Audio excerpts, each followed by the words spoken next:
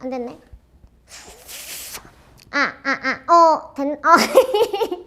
도레미파솔! 안녕하세요, 여러분. 소리의 실험실의 소리입니다. 제 목소리가 왜 이렇게 됐냐고요? 따란! 헬륨을 마셨기 때문이죠. 오늘은 많고 많은 원소들 중에서 헬륨에 대한 재밌는 사실 3가지를 알려드리겠습니다. 첫 번째! 헬륨을 마시면 목소리가 이렇게 이상하게 변하죠. 왜 그럴까요? 우리가 공기를 마시고 다시 목으로 내뱉으면서 소리를 내게 되는데요.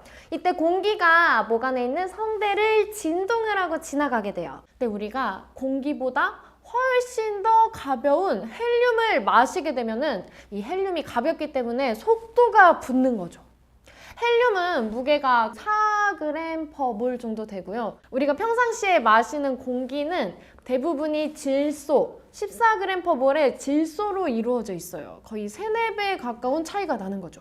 그만큼 이렇게나 속도가 슝 빠른 헬륨이기 때문에 목을 지나갈 때 엄청난 속도로 성대를 흔들고 지나갑니다. 영상을 보실 때 1.5배, 2배 이렇게 보다 보면 제 목소리가 이상해지죠. 이것처럼 속도가 빨라지기 때문에 목소리가 더 높아진 채로 여러분의 귀에 닿게 되는 거예요. 이 목소리가 마치 오리의 목소리 같다고 해서 우리가 도날드 덕 효과라고 부르거든요. 가볍게 마시고 즐기는 정도로만 써야지 과하게 마시면은 질식사가 올 수도 있어요.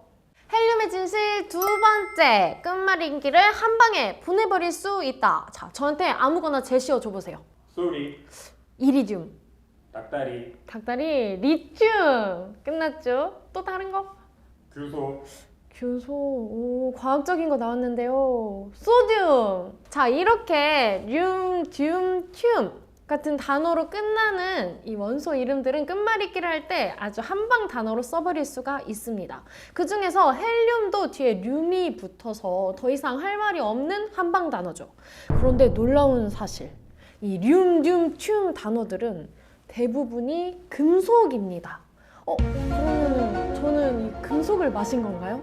다행히도 헬륨은 금속이 아닙니다. 그런데 과거에는 사람들이 이 헬륨을 금속으로 착각했었다고 해요. 왜냐면 이 헬륨이 지구에서 먼저 발견된 게 아니라 저 멀리 있는 그 태양 빛에서 먼저 발견이 됐거든요. 그러니까 우리가 지구에서 발견됐으면은 이거를 막 분석도 해보고 나눠보고 막 녹여보고 이것저것 해볼 텐데 저 멀리 있으니까 정체를 제대로 알 수가 없었던 거죠. 때는 1868년 한 과학자가 저 하늘을 올려다보면서 태양빛을 관찰을 했어요. 일반 태양빛은 이렇게 빨주노초 파남보 색깔을 다 가집니다. 그런데 개기일식, 태양이랑 달이 겹치는 그 순간에 코로나 빛을 관찰을 하면 태양빛의 영향이 줄어들어서 무슨 금속이 있는지를 알 수 있어요. 똑같이 이 빨주노초 파남보 스펙트럼을 펴보면 이 원소가 먹어버린 빛을 제외한 그 부분들만 스펙트럼으로 보이게 되는 거죠. 그래서 어떤 위치에 어떤 색이 나타났느냐에 따라서 우리가 어떤 원소가 위치하고 있구나라는 걸 예측할 수 있어요. 그런데 그 과학자가 당시에 노란색 선을 발견합니다. 나트륨을 관찰할 때 똑같은 비슷한 위치에 노란색 선이 나와요. 위치가 조금 다르니까 나트륨이랑 비슷한 원소인 거는 같은데 뭔지는 모르겠어. 그러니까 일단은 대충 금속이라고 생각을 하고 태양에서 왔으니까 헬리오스, 거기에 금속을 뜻하는 륨을 합쳐서 헬륨이라고 일단 이름을 지은 거죠. 그러니까 우리가 헬륨을 끝말잇기 한방 단어로 사용할 수 있었던 거는 옛 과학자들이 금속으로 오해해준 덕분이었다, 이렇게 생각할 수 있습니다. 그런데 더 놀라운 사실은 이 헬륨이 금속이라는 게 사실일 수도 있는 거죠. 최근에 나온 연구들에 따르면 엄청나게 강한 압력을 주면은 헬륨이 금속처럼 움직일 수도 있다고 해요. 금속처럼 움직일 수 있다는 게 뭐냐? 전기가 잘 통할 수 있다는 거죠. 이걸 어디에 쓸 수 있냐면요, 우리가 저항 없이 움직이게 할 수 있는 초전도체 분야에 활용을 할 수 있고, 또 고압, 굉장히 큰 압력이 존재하는 곳이 바로 행성의 중심부죠. 이 금속 헬륨의 움직임을 연구해서 행성 내부가 어떻게 구성되어 있는지를 우리가 또 연구를 해볼 수 있는 거죠. 과거의 잘못된 발견이 오늘날에는 또 새로운 발견으로 이어질 수가 있답니다. 헬륨의 진실 세 번째, 헬륨이 떠나가고 있습니다. 헬륨은 아까 말씀드렸듯이 굉장히 가볍죠. 그래서 지구에 존재하는 헬륨들이 다 우주로 떠나가고 있어요. 사실 우주는 대부분이 수소랑 헬륨으로 이루어져 있어요. 수소가 약 75%, 나머지가 헬륨으로 이루어져 있는데요. 근데 수소 같은 경우에는 지구로 들어왔을 때 뭐 탄소랑 합쳐져서 탄소 화합물이 된다든지 아니면 산소랑 합쳐져서 물이 된다든지 다른 형태로 지구에 남게 되는데 이 헬륨은 굉장히 독립적인 친구라서 다른 원소랑 반응을 안 해요.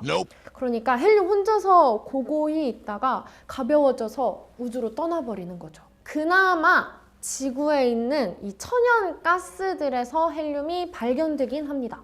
근데 더 큰 문제는 점점 고갈되고 있죠. 그런데 이 헬륨을 우리가 지금 반도체에도 쓰고 우주항공 장비 쪽에도 많이 쓰고 있거든요. 굉장히 그 고차원의 기술이 필요한 곳에 헬륨이 많이 쓰이고 있는데 다 사라지고 있는 거예요. 그래서 한때는 미국의 매사추세츠, 캘리포니아, 뉴욕 등 일부 지역에서 이 헬륨을 다른 용도로 사용하는 걸 금지하기도 했어요. 이 헬륨 풍선을 불어서 날려 보내다가 얘가 터지게 되면은 이 잔해물이 막 전선에 걸려서 사고가 나기도 하고요. 또 그대로 막 바다에 떨어지거나 길거리에 떨어져서 쓰레기가 되기도 하거든요. 물론 지금은 금지하고 있지는 않지만 우리가 한 번쯤은 생각을 해봐야 하는 거죠. 이렇게 여러분에게 보여드리기 위해서 한 만큼 저는 여기까지만 헬륨을 사용하고 더는 안 쓰려고요. 여러분도 이런 귀여운 풍선 날리는 거 너무 좋지만 한 번쯤은 우리의 전통, 연을 날리는 걸로 대체해보는 건 어떨까요? 자, 오늘 이 시간 헬륨에 대한 많은 사실을 알아봤어요. 목소리가 왜 그렇게 이상해지는지, 그리고 헬륨이 정말 금속이었는지, 다음으로 헬륨이 사라지고 있다는 아주 심각한 사실까지 굉장히 많은 사실을 알아봤죠. 다음 시간에는 또 재밌는 원소 이야기 가지고 돌아올게요. 그럼 안녕! 끝!